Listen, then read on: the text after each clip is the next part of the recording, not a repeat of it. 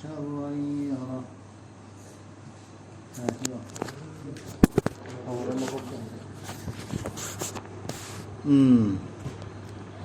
سورة الزلزلة पृथ्वी से निगलक्लब मतमदा मागी अकनब खुनिकना अदुगा पुथोरक्लबदा पृथ्वीना मागी पोलुमसिंग दो पुथोरा को चाय चेक खाया था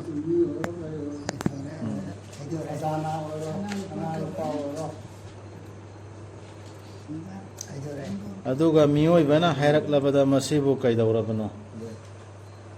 मियोय बुं खैना हैरने कैनो पृथ्वी सिन तौर इसेन नुमित्तुदा माना लिरक्कनी मागी पाउसिंग मरमदिन पृथ्वीना मरमदि नंगी रबना थौजिन खरबनी माबु मधु तौनबा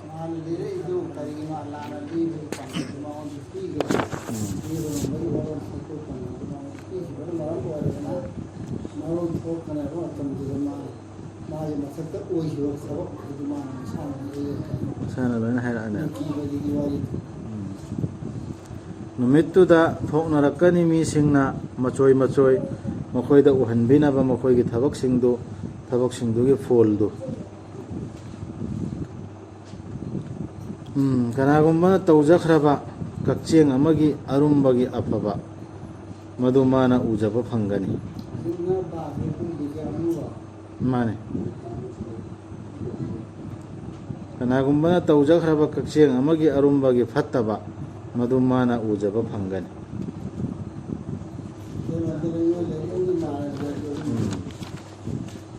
खजिकता फत्तबम हाइखेबा फत्तबम तौखि म्यामदो अदु लोइना मा मसा मसाना उजब फंगने अदु पोल खंगने अदु चन थिबगी जसु यावने याव मसाना उरी पाप होने हम भूसी थर उरना बलाना मथंगिसिना अल आदियात खंगसनु चेन बसिंगदुना सोर थबेत होना सगोल सिंगना ना हाइरि मैरिक सिंग थोकहन बसिंगदुना यैबदगी नुंगपाकते यैबद नान नुंगपाकते यैबदु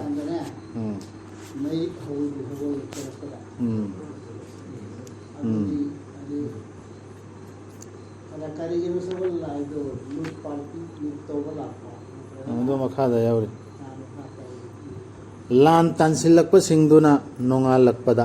हुजिक सगोंदु नोंगालमदाइदना हमला तौबगी कन्न चिंजिलक्पदु अदुगी वसे इमेल लान अदुगा पाइखत हंदुना मदुना उफुल जो हौदोरिमिदुना चिलक्पांदा मदुगी मयाई चबुक्ता फौजिंदुना पुलप पुन्ना येनबा सिंगी मयाई चबुक्ता फौजिलगा चेंजिलक्पदु तसेंगनामक मियोइबदी मागी रप्ता तौबीमल खंगदबनी तौबीमल खंगदे मियोइबसी यावला लुपा तौरमदुन होइदो अदु लुपा कोहन दिना हो शांति अमन बलदुल अमीन होलेगना अरबसा शांति की शहर रहने कौखरमनी बलदुल अमीन है अरबसे आनदे होना कौरेवा रसूलुल्लाह मतुंदा अदु बलदुल अमीन है कौखिबा की मरम दुआला ताई ने हानदे में तौरमनी कीने कन्ना लेलमनी अदु वो इंसान है बसिदी तौखिब थोदो कजिना नासुकरी तौबीमल खंगदे तसेंगनामक मा मसाना मदुगी साखीनी इंसान मसाना साखीने अदु पोते इंसान खंगदते खंगौरिना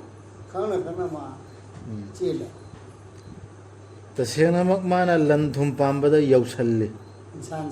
इंसान से लंथुम से हम पामिदना चाउन पुजिंदना सेंदोइग्रा पुजिनरिसिनी जी पांबदैने अदुबु माना खंगदब्रा मुंगफम सिंगदा लैबदु चाइथोरक्लबा मतमदा सिगिदबा हेंग तंगाइरे मोहमदै चाइथोरक्पैदु मा खंगद्रा अमसुंग थबाक सिंगे मनुंगदा लैबदु चिंगथोरक्लबा मतमदा लोट फुमले नत्र नत्र लोन सेगाइदना लंथोकदो खंगलकदोबेबा अदु खंगदरबा तसेंगनमक मखोयगी रबना नुमित्तुदा मखोयगी पाव सोयदनमक फंगनी हाइबदु सि खंगद्रा अल कारिया मथंगी से अयौबी दशादो करीनो अयौबी दशा हाइबदी करीना नंगु खंगनगनी अयौबी दशा हाइबदु करीनो नुमित्तुदा ओइगनी मी सिंगसी चाइथोरकलबा मैरामबी सिंगुम मैरामबी से वाइलों चाइथोरगा पंफाइद पाइदना मफम मरंग खंगदम को अदुगी फरमान पीरगा लानमी ओबदा ज्ञान ताहले अदुगा ओइगनी चिंजाउ सिंगसी कापथोकलबा अमोनबा सामतुगुम सामतुसी पेंगना कापथोरकपा कांदा मेचिना कापथोकपदो पाना पाइद्रो अदुमाइन चाइ खाइगने मधुदगी कनागुंबगी लुमलबा मागी थबक्की फलादो अदु ओइरबदि मा लैरगनी नुंगाइरबा पुंसी अमदा नेकीदु लुमबदि अदुबो कनागुंबगी यांगलबा मागी थबक्की फलादो मागी मादी चंगजफमदी हाउ यादनी करीना नंगु खंगनगनी मसी करीनो हाइबदो हाउ यारसी मई अमनी यौसिन्न सारबा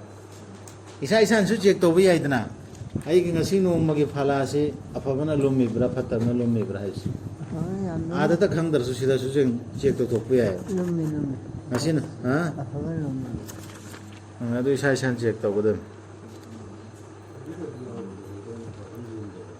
हां मथंगिसिना अत्तकासुर थैदोक हल्ले तिल्लमा संगदोरिदो अदु तिंदु यानो कुप्पतिने अदु तिंदु संगरव कनबल नाम तौदि मैमदो तिंदु संगे तिन साके निजि मो लो मांगल यारो उनमे लोइदोर शिरका की तिन नाम लैलेबा संग संगरव शिरका की जुल्म की अनि से हम जारी तौदे फादो याम कुप्पतिने थैदोक हल्ले नखोइबु लंथुम यामखल हन्नबा लमजेन्ना हेन्ना मरु ओइबा वदादगी आसुर देखिना थैदो हले ब्रा थैदो हंदब्रा दु इसा इसा चेक तौगदम कसरत अदि यामबा हेन बतानबदा तकासुर दि हेन बताम नखोइना हेक यौरक्त्रि फाव मोंफम सिंगदु सीद्रि फो अदुम थैदोक्तन लैरे तानेबा मानसी तानबदा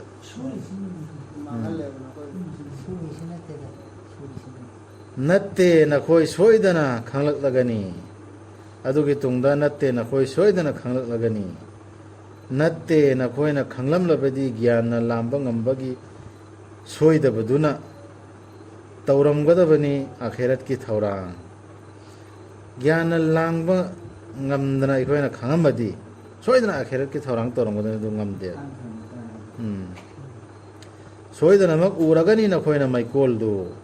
अखोइ कुरान सि तोइना पारिमदु ज्ञान लामजिनबा ngamdabdagi adum thaidoktan laidana सोइदना मक उरगनी नखोइना माइकोलदु अदुगी तुंगदा नखोइना सोइदना मक उरगनी मदु मिटना उबगी सोइदबदुना हेदा पुंसेंग सेना सिर उरिसी मिटना सुमैन उरने अदुगी तुंगदा सोइदना मक हंगनी नखोइदा नुमित्तुदा नखोइदा पीखिबा नुंगाइबा सिंगदुगी मतंगदा नखोइदा शांति ओहनबिखिबा न्याम पीखिबा लाना नसा हकचांग नुंगाइ हनखिबा हाउबा पिचखिबा अयिंगबा इसिंग थक्खिबा अल्लाह की नेमत मैम दो थबंग तौरक्तब शुक्रिया दा अल्लाह की तौबीमल न खंगक्तबदो अल्लाह की तौबीमल खंगदबा सिदा चौबा पोलुम अनि लैयबा इना अइंगोंदा फाउबा सिगे कुरान से थैदोकपसि कुरान से अल्लाह न लंबी मैम ताए दुजक चकदबे लंबी दुजकता फंगदबा अजाब की लंबी अजुदगी जन्नत फंगदबा नियामत सिंगी हैकोल लैकोनगी संदोन ताकतरा ता मतुंगदने अदु नतब अतोप लंबी म थिनदल ले बै खोइन कुरान पारि बै खोइन महिमा अदु तौर नदी कुरान सिलोमा होजे प्रतना रसूलती विषय हिंग मगुल ले बै हिंग हम प्रतना कोलतन तौतनी ꯀꯨꯔꯥꯟ ꯁꯥꯕ ꯍꯧꯈꯤꯕꯁꯤ ꯑꯗꯨꯅꯤ ꯑꯗꯥꯅꯦꯅ ꯑꯜꯂꯥꯍꯅ ꯃꯒꯨꯟ ꯌꯥꯝꯅ ꯂꯩꯍꯜꯂꯤꯑꯕ ꯅꯨꯃꯤꯠꯇꯨꯒꯤ ꯑꯍꯤꯡꯗꯨꯒꯤ ꯑꯗꯨꯒ ꯑꯩꯈꯣꯏꯅ ꯑꯗꯨꯒꯤ ꯀꯨꯔꯥꯟꯗꯨ ꯍꯥꯏꯗꯣꯛꯑꯒ ꯈꯟꯗꯦ ꯑꯗꯨꯒꯤ ꯀꯨꯔꯥꯟꯗꯨꯗ ꯑꯩꯈꯣꯏꯅꯅꯦ ꯏꯁꯥꯁꯤ ꯆꯥꯡ ꯌꯦꯡꯒꯗꯕ ꯐꯨꯔꯀꯥꯟ ꯇꯧꯊꯣꯛꯀꯗꯕꯗꯨ ꯍꯥꯏꯗꯤ ꯇꯦꯁ ꯇꯧꯊꯣꯛꯀꯗꯕꯗꯨ ꯇꯧꯗꯕꯤꯗꯅꯦ ꯑꯇꯣꯞꯄ ꯂꯝꯕꯤ ꯃꯌꯥꯝ ꯊꯤꯟꯗ ꯂꯩꯌꯦꯕ ꯐꯂꯥꯅ ꯑꯃꯅ ꯍꯥꯏꯔꯦ ꯐꯂꯥꯅ ꯑꯃꯗ ꯔꯤꯋꯥꯌꯠꯇ ꯍꯥꯏꯔꯦ ꯑꯗꯨꯅꯤ ꯑꯗꯥꯅꯦꯅꯅꯦ ꯑꯗꯨꯕꯨ ꯇꯧꯔꯗꯤ ꯆꯍꯤ 60 ꯒꯨꯅꯥ ꯀꯣꯛꯑꯦꯌꯦ ꯑꯗꯨ ꯇꯧꯔꯗꯤ ꯃꯃꯥ ꯄꯣꯛꯅꯨꯡꯗ ꯂꯩꯕꯒ ꯆꯞ ꯃꯥꯟꯅꯩꯌꯦ ꯑꯗ ꯇꯧꯔꯗꯤ ꯀꯕꯔꯗ ꯑꯗꯨꯃꯥꯏꯅ ꯖꯩꯅꯦꯌꯦ ꯀꯔꯤꯝꯇ ꯑꯗꯨꯝꯕ ꯑꯣꯏꯗ ꯄꯥꯗꯕ ꯋꯥꯗꯥꯗꯨ ꯑꯜꯂꯥꯍꯅ ꯑꯩꯈꯣꯏꯗ ꯇꯧꯕ꯭ꯔꯥ ꯇꯧꯗꯕ꯭ꯔꯥ ꯁꯤ ꯏꯁꯥ ꯏꯁꯥꯅ ꯕꯨꯙꯤ ꯂꯧꯁꯤꯡ ꯂꯩꯔꯤꯃꯤꯅ ꯈꯟꯊꯒꯗꯕ ꯇꯧꯗꯦꯅ ꯃꯣꯏꯁꯤ ꯇꯧꯑꯣꯏꯅ ꯑꯜꯂꯥꯍꯅꯁꯨ ꯍꯥꯏꯗꯣꯛꯇꯦꯕ ꯀꯨꯔꯥꯟꯁꯤ ꯃꯅꯨꯡꯗ ꯍꯥꯏꯗꯣꯛꯇꯦ ꯈꯟꯊꯒꯗꯕꯅꯦ ꯑꯗꯨ ꯃꯊꯛꯇꯅꯦꯕ ꯑꯣꯛꯇ꯭ꯔꯤꯕ꯭ꯔꯥ ꯍꯥꯏꯕ ꯁꯤꯅ ꯁꯤꯗ ꯇꯧꯔꯤꯕ ꯐꯩꯁꯂꯥꯁꯤ ꯁꯤꯅ ꯍꯥꯀꯤꯝ ꯑꯣꯏꯒꯗꯕ ꯁꯤꯅ ꯑꯣꯛꯇ꯭ꯔꯤꯕ꯭ꯔꯥ ꯍꯥꯏꯕ ꯏꯃꯥꯟ ꯄꯨꯔꯛꯑ ꯃꯇꯨꯡꯗ ꯁꯤ ꯈꯟꯊꯒꯗꯕꯅꯤ ꯁꯤꯅꯦꯕ ꯇꯧꯕꯤꯃꯜ ꯈꯪꯗꯕ ꯍꯥꯏꯔꯁꯤ ꯈ꯭ꯋꯥꯏꯗꯒꯤ ꯆꯥꯎꯕ ꯇꯧꯕꯤꯃꯜ ꯈꯪꯗꯕ ꯈ꯭ꯋꯥꯏꯗꯒꯤ ꯆꯥꯎꯕ ꯇꯧꯕꯤꯃꯜ ꯈꯪꯗꯕꯁꯤ ꯑꯇꯣꯞꯄ ꯂꯥꯏꯟ ꯑꯃ ꯑꯩꯈꯣꯏꯅ ꯄꯥꯏꯗ ꯂꯩ ꯑꯜ ꯑꯁꯔ ꯃꯊꯪꯒꯤꯁꯤ ꯈꯪꯁꯅꯨ ꯃꯇꯝꯅ ꯁꯤꯗꯁꯨ ꯋꯥꯁꯛꯏ ꯑꯜꯂꯥ ꯑꯁꯔ ꯑꯁꯤ ꯃꯇꯝꯕꯨ ꯀꯧꯏ ꯖꯃꯥꯅꯥꯕꯨ ꯀꯧꯏ ꯇꯁꯦꯡꯅꯃꯛ ꯃꯤꯑꯣꯏꯕꯗꯤ ꯂꯩꯔꯦ ꯑꯃꯥꯡꯕꯗ ꯊꯥꯖꯕꯁꯤꯡ ꯑꯐꯕ ꯊꯕꯛꯁꯤꯡ ꯇꯧꯕꯁꯤꯡ ꯑꯃꯁꯨꯡ ꯑꯃꯅ ꯑꯃꯗ ꯑꯆꯨꯝꯕ ꯇꯧꯅꯕ ꯇꯛꯁꯤꯟꯅꯕꯁꯤꯡ ꯑꯃꯗꯤ ꯑꯃꯅ ꯑꯃꯗ ꯈꯥꯡꯅꯕ ꯍꯥꯏꯗꯤ ꯁꯕꯔ ꯇꯧꯅꯕ ꯇꯛꯁꯤꯟꯅꯕꯁꯤꯡꯗꯨ ꯅꯠꯇꯅ ꯍꯥꯏꯕ ꯄꯣꯠꯂꯝ ꯇꯔꯨꯛꯁꯦ ꯄꯣꯠꯂꯝ ꯃꯔꯤꯁꯤ ꯁꯤ ꯂꯩ ꯃꯇꯝꯗ ꯃꯤꯗꯨꯗꯤ ꯃꯥꯡꯒꯅꯤ ꯃꯥꯡꯒꯅꯤ ꯑꯍꯥꯟꯕꯗ ꯊꯥꯖꯕꯅꯦ ꯑꯗꯨꯗ ꯑꯃꯂꯤ ꯁꯥꯂꯤꯍꯥꯠ ꯇꯧꯁꯤ ꯅꯃꯥꯖꯨ ꯁꯣꯟꯕ ꯑꯗꯨꯗꯒꯤ ꯑꯃꯅ ꯑꯃꯗ ꯑꯐꯕ ꯊꯕꯛꯀꯤ ꯄꯤꯕ ꯌꯦꯇꯤꯝ ꯃꯤꯁꯀꯤꯟ ꯃꯌꯥꯝ ꯑꯥꯔꯊꯁꯤ ꯁꯥꯡꯈ꯭ꯔꯦ ꯁꯤ ꯏꯁꯥꯅ ꯈꯟꯊꯕ ꯌꯥꯔꯦ ꯌꯦꯇꯤꯝ ꯃꯤꯁꯀꯤꯟꯒꯤ ꯂꯩꯇ ꯂꯥꯏꯔꯒꯤ ꯑꯃꯒꯤ ꯑꯋꯥ ꯑꯅꯥ ꯌꯦꯡꯕ ꯂꯣꯏꯅ ꯄꯨꯟꯈ꯭ꯔꯕꯅꯤ ꯑꯐꯕ ꯊꯕꯛꯁꯤꯗ ꯇꯋꯥꯁꯧ ꯕꯤꯜ ꯍꯛ ꯍꯥꯏꯁꯦ ꯋꯥꯁꯤꯌꯠ ꯇꯧꯅꯕ ꯑꯃꯒ ꯑꯃꯒ ꯋꯥꯁꯤꯌꯠ ꯇꯧꯅꯕ ꯄꯥꯎꯇꯥꯛ ꯄꯤꯅꯕ ꯍꯥꯏꯕꯅꯦꯕ ꯇꯥꯅ ꯈꯣꯠꯅꯕ ꯍꯥꯏꯔꯁꯨ ꯌꯥꯏ ꯕꯤꯜ ꯍꯛ ꯑꯆꯨꯝꯕꯒꯤ ꯑꯗꯨꯒꯤ ꯑꯆꯨꯝꯕꯗꯨ ꯈ꯭ꯋꯥꯏꯗꯒꯤ ꯍꯦꯟꯅ ꯆꯨꯝꯕꯁꯤꯗꯤ ꯁꯤ ꯅꯠꯇ꯭ꯔꯣ ꯀꯨꯔꯥꯟꯁꯤ ꯑꯗꯨ ꯀꯨꯔꯥꯟꯒꯤ ꯑꯩꯈꯣꯏ ꯇꯥꯅꯔꯤꯁꯦ ꯀꯨꯔꯥꯟꯁꯤꯗ ꯂꯣꯏꯅ ꯌꯥꯎꯔꯕ ꯅꯠꯇ꯭ꯔꯣ ꯀꯅꯥꯗ ꯀꯃꯥꯏꯅ ꯅꯁꯤꯍꯠ ꯇꯧꯅꯤ ꯑꯐꯕ ꯊꯕꯛꯀꯤ ꯀꯅꯥꯗ ꯀꯃꯥꯏꯅ ꯄꯥꯎꯃꯦꯟꯒꯅꯤ ꯍꯥꯏꯕꯁꯤ ꯀꯨꯔꯥꯟ ꯅꯤꯌꯣꯝ ꯅꯤꯇꯤ ꯄꯨꯝꯕ ꯂꯥꯟ ꯂꯣꯏꯅ ꯁꯟꯗꯣꯛꯑꯝ ꯇꯥꯏ ꯊꯕꯛ ꯑꯣꯏꯔꯛꯏ ꯇꯧꯕ ꯃꯤꯗꯨ ꯅꯠꯇꯕꯗꯤ ꯑꯜꯂꯥꯍꯅ ꯖमानाꯒꯤ ꯀꯁꯝ हिस्ट्रीꯅ साक्षी ꯑꯣꯏꯁꯅꯨ ꯍꯥꯏꯗꯤ ꯃꯥꯡꯉꯝꯅꯦ हिस्ट्रीꯅ साक्षी ꯑꯣꯏꯁꯅꯨ ꯑꯗꯨꯃꯥꯏꯅ ꯇꯧꯅꯤꯡꯕꯗꯨ ꯃꯥꯡꯈ꯭ꯔꯅꯤ ꯃꯃꯥꯡꯉꯩꯗ ꯑꯗꯨ हिस्ट्री ꯂꯩꯔꯤꯅꯤ ꯑꯗꯨꯒꯤ हिस्ट्रीꯗꯨꯅ साक्षी ꯑꯣꯏꯔꯁꯅꯨ ꯏꯟꯁꯥꯟꯁꯤ ꯄꯣꯠꯂꯝ ꯃꯔꯤꯁꯤ ꯇꯧꯗ꯭ꯔꯗꯤ ꯃꯥꯡꯉꯗ ꯄꯣꯠꯂꯝ ꯃꯔꯤꯁꯤ ꯇꯧꯒꯗꯕꯅꯤ ꯑꯩꯈꯣꯏꯗꯒꯤ ꯍꯟꯕ ꯃꯤ ꯑꯣꯏꯒꯦꯔꯥ ꯆꯥꯎꯕ ꯃꯤ ꯑꯣꯏꯒꯦꯔꯥ ꯐꯠꯇꯕ ꯃꯤ ꯑꯣꯏꯒꯦꯔꯥ ꯑꯐꯕ ꯃꯤ ꯑꯣꯏꯒꯦꯔꯥ ꯃꯔꯤ ꯃꯇꯥ ꯑꯣꯏꯒꯦꯔꯥ ꯕꯕꯥ ꯑꯣꯏꯒꯦꯔꯥ ꯏꯃꯥ ꯑꯣꯏꯒꯦꯔꯥ ꯁꯤ ꯄꯣꯠꯂꯝ ꯃꯔꯤꯁꯤ ꯌꯥꯎꯗ꯭ꯔꯗꯤ ꯌꯥꯗ꯭ꯔꯦ ꯇꯧꯍꯧꯒꯗꯕꯅꯤ ꯍꯥꯏꯍꯧꯒꯗꯕꯅꯤ ꯑꯩꯈꯣꯏꯅ ꯏꯀꯥꯏꯗꯅ ꯈꯣꯠꯇꯅ ꯂꯩꯊꯣꯛꯇꯅ ꯂꯩꯍꯧꯔꯗꯤ ꯕꯦꯔꯥ ꯆꯦꯜꯂꯅꯤ ꯁꯤ ꯇꯧꯔꯁꯤ